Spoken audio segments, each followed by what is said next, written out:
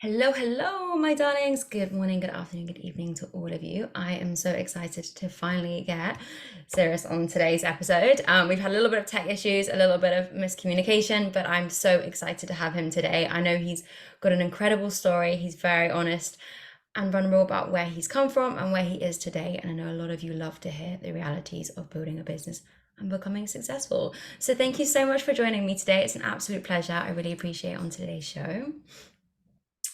Um, if you could start off just giving us a little bit of introduction about yourself.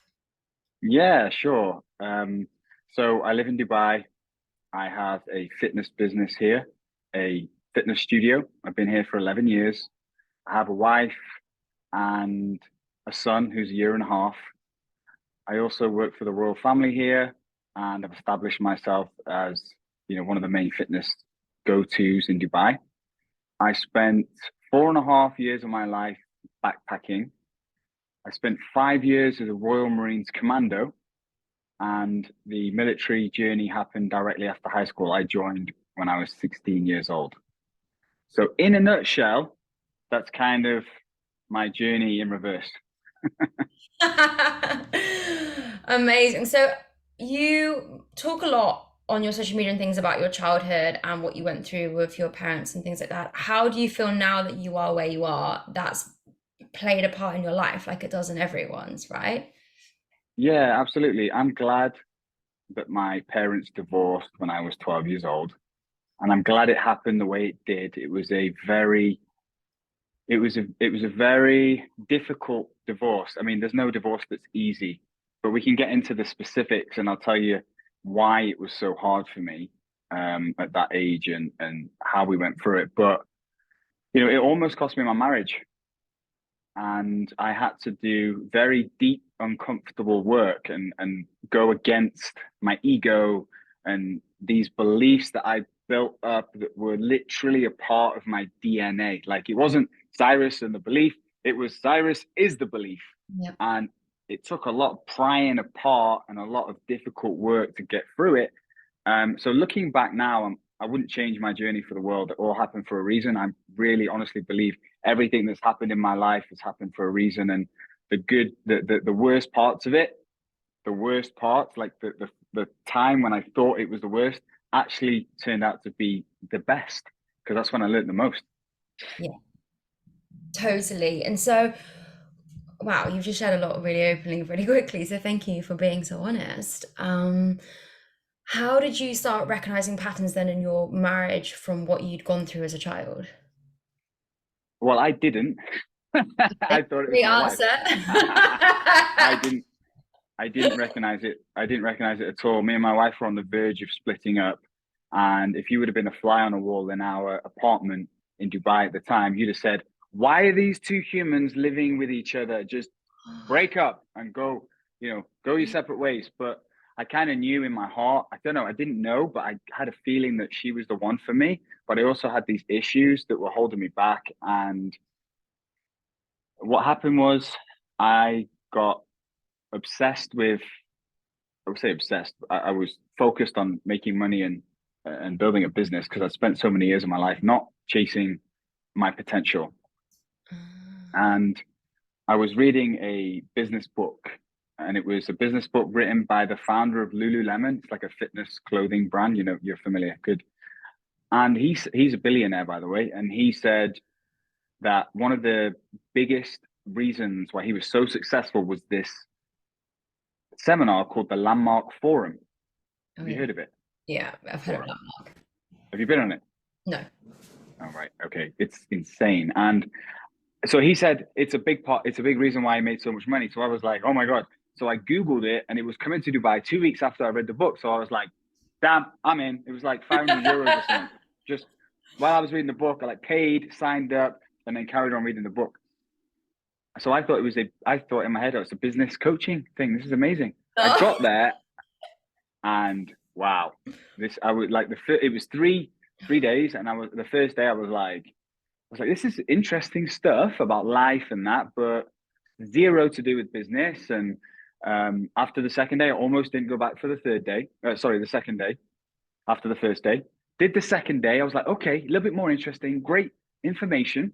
They didn't let you record anything, write down anything. You sat in a seat in a freezing cold room for 12 hours a day, all on purpose. And at the end of the second day, I was like, I'm going to go back tomorrow, but and on the second day, they told us to, if we didn't have a relationship with our parents, to reconnect with them. And I was like, I hadn't spoken to my mum for the best part of 20 years. Wow. I've seen her since the divorce, since it happened. It was like next day, gone. 2 sisters and brother out of my life. I was 12 years old. So I obviously built up some beliefs to protect myself, right? Because obviously looking back, I was a very broken little teenager after that. But so they telling us like, yeah, call your parents. It's very important. If your parents are still alive, if they're not alive, just go and make peace with them in your mind. Go into the corner, because you can't live your life fully if you don't speak to your parents. So I was like, okay, not calling my mum, right? I was just pretending, like calling my friends. On the last day of the Landmark Forum, they told us at 5 p.m. I can't remember the exact time, but it was sometime in the afternoon. You're going to get the biggest realization of your life. And like 3 hours before, things are heating up. And I was like, in my mind, I was like, I'm not getting this realization. Like, whatever they're talking about, it's not going to happen to me. And we're going up and things are getting intense and people are crying. I'm still fine. On the minute, on the second, it was like a bullet hit me in the head and it just went. And I can't explain it. I won't try and explain it. I've got hairs standing up on my arm just talking about it because it reminds me of the time. It's imagine looking at a mirror and seeing yourself, why you are the way you are. Okay, I'm like this because of this incident in my childhood. I'm like this because this happened and I built up these beliefs and stories around it. And it was all truth. And then it was the realization that you can drop all that and move forward. And so I got in that moment that I had issues from my childhood that were holding me back and that I was the problem in my relationship. But I still had this massive, strong ego that was like, nope, it's not you. And it was like holding on. So I actually called my mum after the seminar and had the conversation with her. And it was just like, I'm sorry that I haven't spoke to you for so many years. I want to build a relationship with you moving forward. And that was this other weight that was like around my neck. It was like, just like dropped off. And I had to let off this sigh. I was driving home when I called her. And then I slowly started building somewhat of a relationship with my mum. And I realized after the forum that, okay, I have a problem. I need to go to therapy and dig in a bit more. And I did 10 sessions of therapy. And about like the 8th or 9th session, it was so funny that the therapist had guided me as much as he could have. And it was like the answer was right there in front of me, but I still wasn't saying it. And on one of the last sessions, he just went, Cyrus, are you getting this yet? And it was on the tip of my tongue. And I was like, I'm the problem. And he went, nice.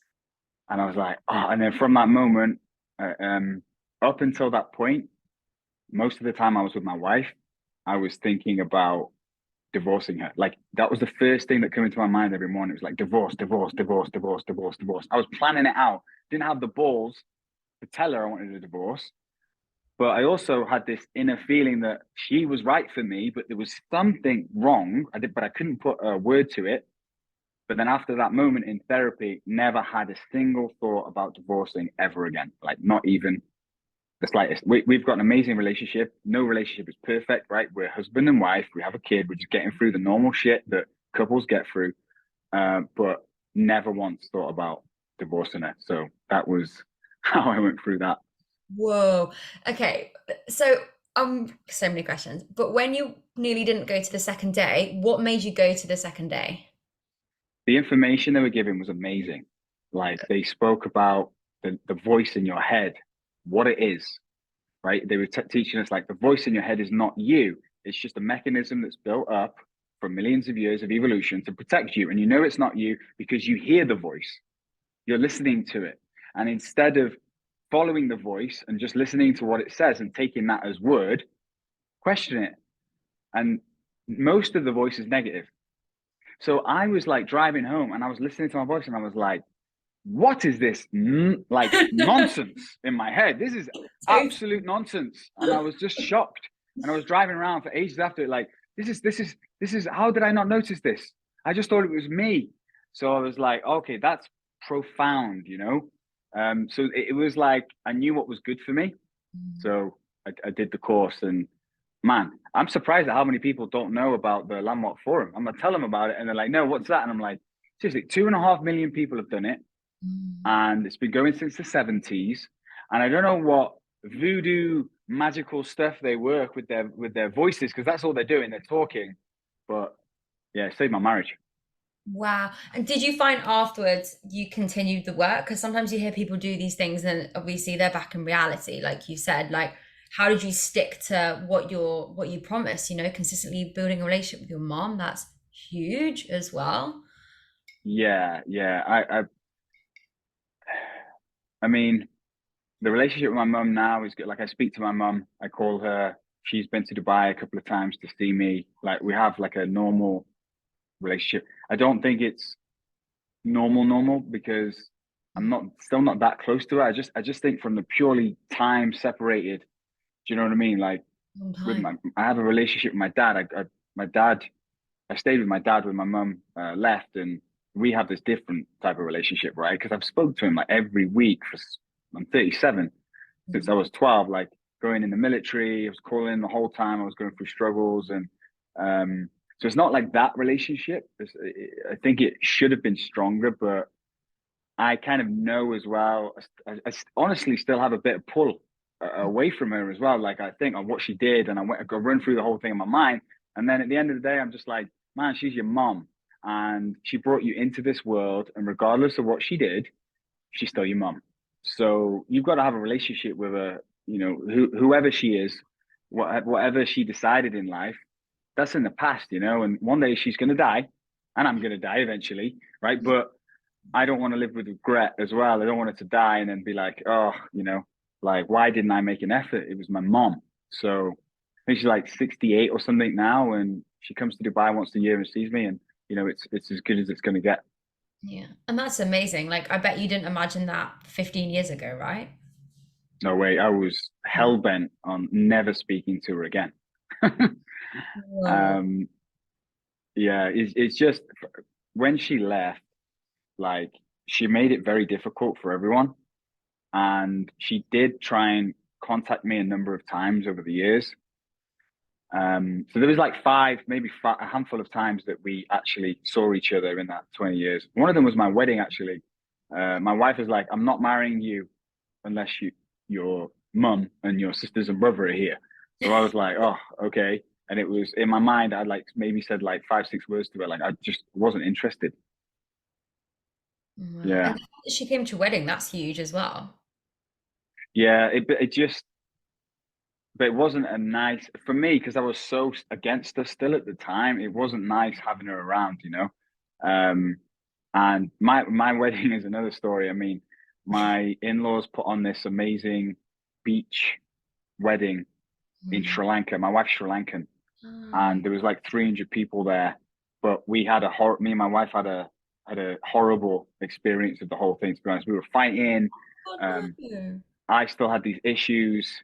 So all my friends had gathered around me. And when my parents split up, my friends become my family.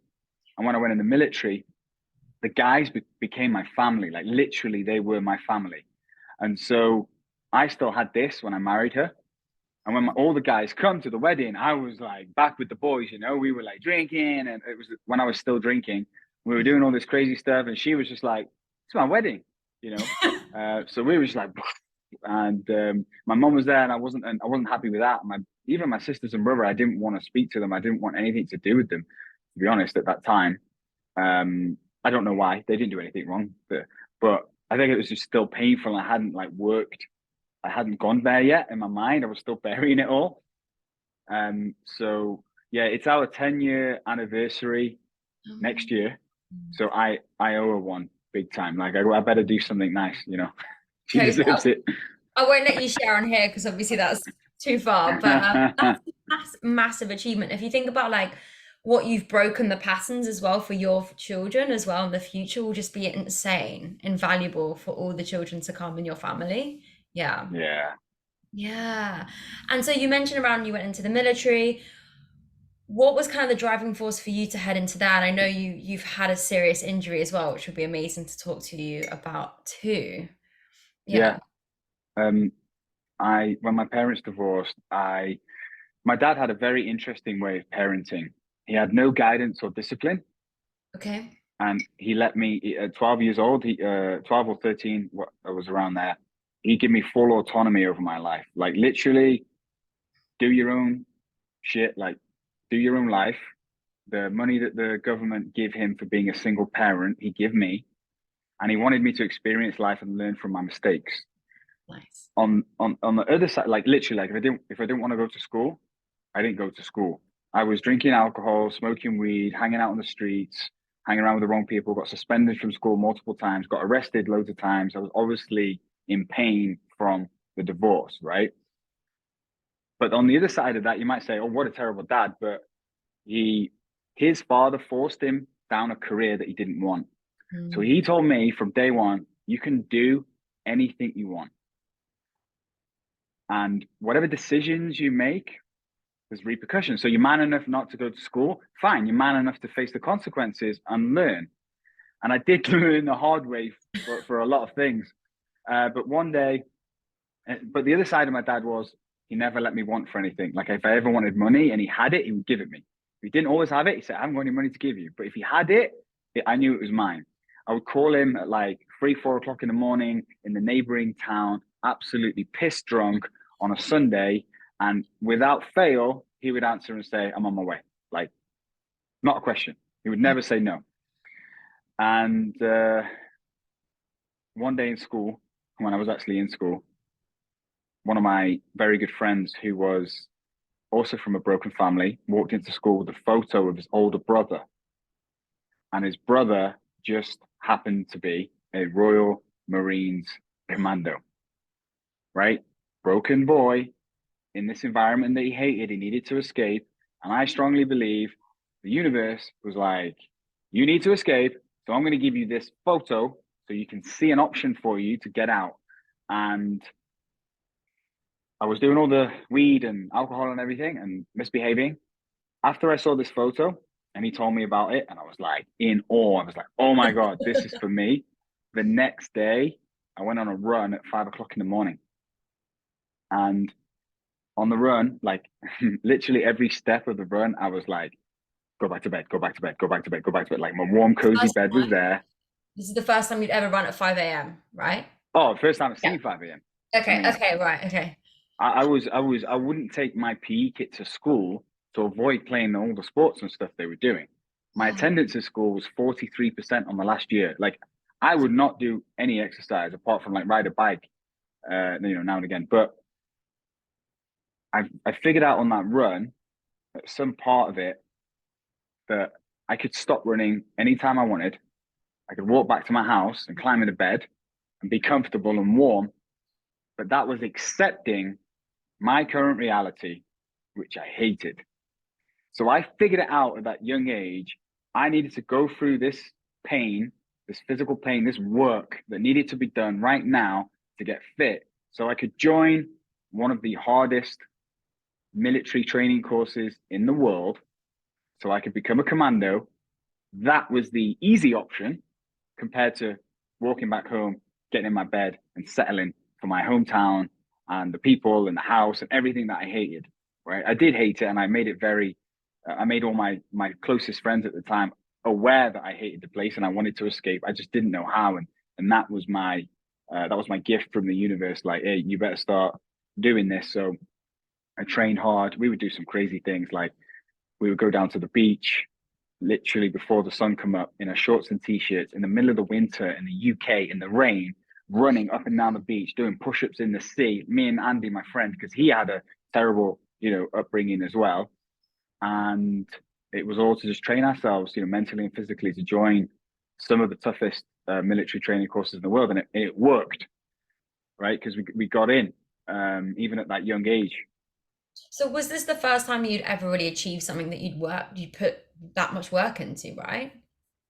Yeah, definitely. Yeah, and then I failed. Yeah.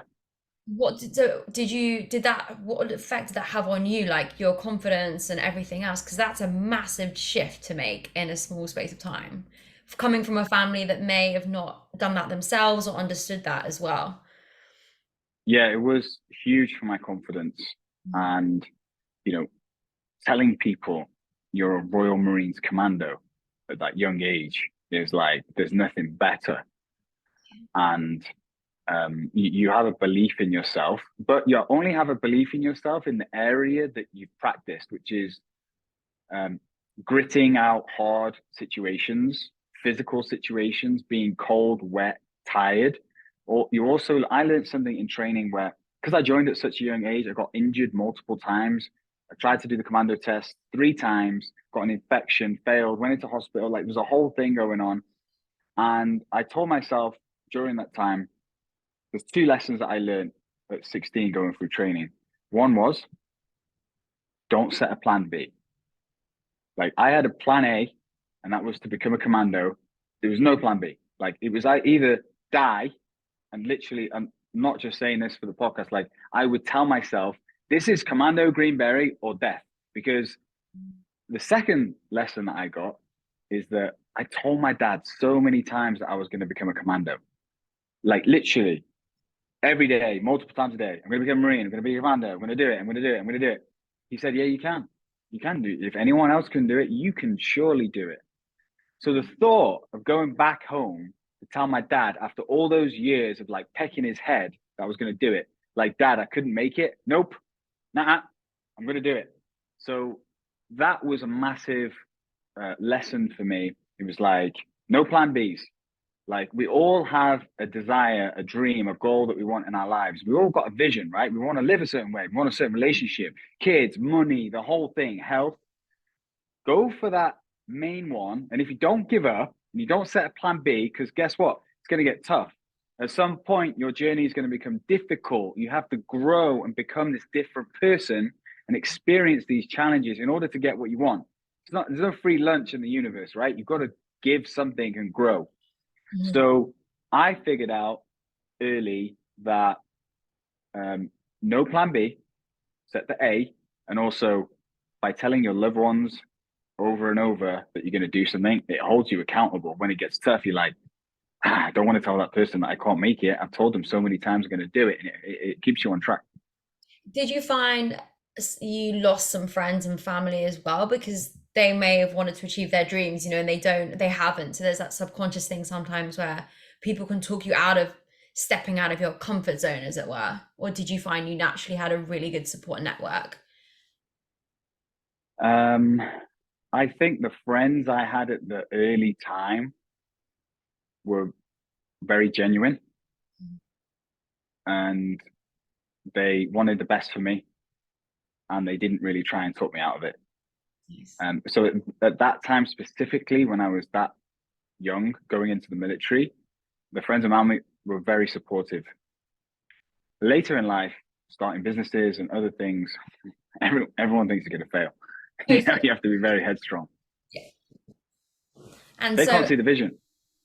yeah, so how did you use that headstrong like strength that you built in the Marines and the forces to then challenge your business? Because that must have been a big foundation without you realizing you were setting at the time. Yeah, I didn't believe in myself in the early days of business. I didn't think it would work, and I had to go through a lot of. Um, there was one thing that happened to me in Afghanistan that was a that helped me a lot in business, and the this is a long story, so I'll give you the short version of it. I was in Afghanistan, got my head crushed, broke my jaw in 3 places, completely crushed my eye socket, and basically crushed my skull. So I was in intensive care. Anyway, there's obviously a lot of stories and stuff that went on in there, but bad, right? You got the bad bit. Um, Went into the hospital and was recovering, and that was about 4 weeks after the incident. Still couldn't fly. I spent 2 months in hospital recovering in Oman because they didn't have the hospitals or the doctors in the Afghanistan military camps to treat me. So you can imagine, I'm lying there, I've got spinal fluid dripping out my nose. I can't see properly because of the damage to my nerves. I can't hear properly. My head's like 3 times the size. I'm feeling sorry for myself. And I had a very strong ability before that to see through hard times that this is going to end at some point. And they actually give me an award for it in the military, in the Marines, going through training, even at that young age. They give like the top 2 or 3 recruits in every troop an award called the Diamond, and I got it. It was for that reason, because I had that strength in me, I guess from the divorce or whatever. I just had it. But in hospital, sitting in that bed, I couldn't see through it. I thought my face was going to be deformed forever. My jaw was wired shut. I couldn't see. You know, I was very much in my own head. I was very much feeling sorry for myself. That all changed one day. And again, I believe that the accident happened exactly the way it was supposed to. And I was supposed to be exactly where I was to get this lesson. There was a guy across from me in the hospital. There's like 20 beds in the room. There's one other guy in there. He's clearly disabled. And there's an older man that comes to visit him every day. So he'd come to my bed and he would say, how are you? How's your day? And he was very pleasant and nice. And I had my jaw wired shut. I couldn't speak. You know, make some noises. And he would go over at this other guy and he would stay there for about an hour and leave. The other guy was clearly distressed all day, every day. Couldn't do anything, go to the bathroom, couldn't feed himself, couldn't control his limbs, would make noises. He was trying to bite himself the whole time, always trying to bite himself. So after like 3-4 days of this, I like write on my notepad to the note, like, what's the story with that guy? So she's like, some months back, he was involved in a car accident. He was driving the car with his mum and sister. Unfortunately, his mum and sister died. He's completely disabled for life. He has full awareness of his mind. And the reason why he's trying to bite himself is because he's trying to end his life. And that old man was coming to see him every day is his dad. And I was just like, what? Wow. I was like, this man's coming to my bed and asking me if I'm okay. Why? Like, I didn't understand it. And I was ashamed of myself for feeling sorry for myself because these guys were going through this. This guy had lost his wife, daughter, and his son was disabled. I was just like, fuck this. I'm like, wow.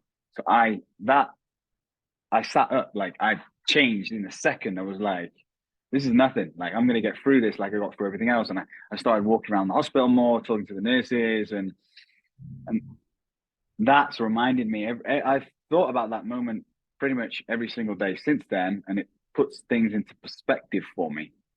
And so the first lesson I got there was like, stop feeling sorry for yourself, man. Pick yourself up. Later on, I was running through the incident in my mind like so many times. It was like on repeat.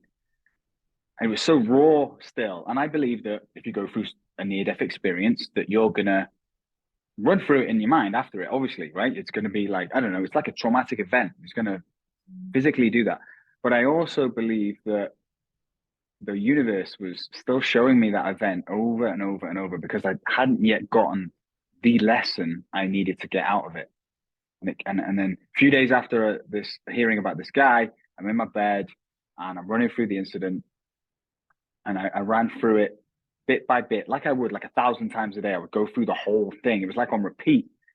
And I got to the bit where head was crushed, laying down on the desert floor, holding my friend's hands, squeezing them. I could hear everyone around me.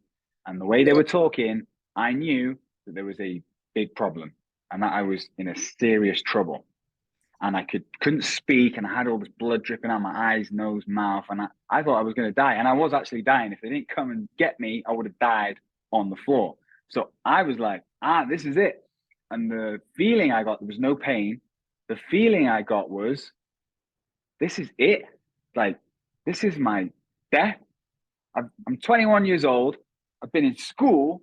I've been in the military. I've done nothing with my life. And I was frustrated. and I was screaming. Like I couldn't say words because it was all messed up. And I was screaming and squeezing my friend's hand. They had to let go of my hands because I was squeezing so tight. And I was so frustrated, so angry, so upset. I'd not lived my life.